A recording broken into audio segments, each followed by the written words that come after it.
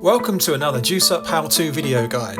If you haven't already, you can download our EV charger sharing app from the App Store and Google Play Stores completely free.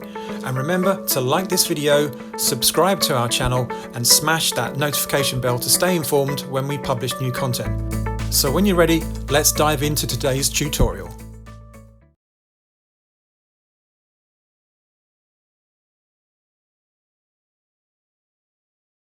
Adding your first vehicle in Joosup is a very quick and simple process.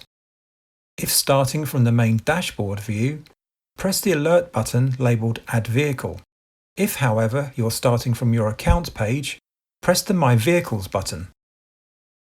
Then on the subsequent My Vehicles screen, press the Add Vehicle link shown to get started.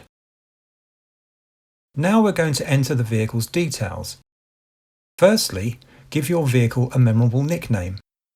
This helps you to identify each vehicle saved into your Joosup account for ease and convenience. Next, select the make of your vehicle using the scrolling drop-down options shown. Now type the model of your EV in the text field below it. Then enter the exact battery capacity of your EV in kilowatts.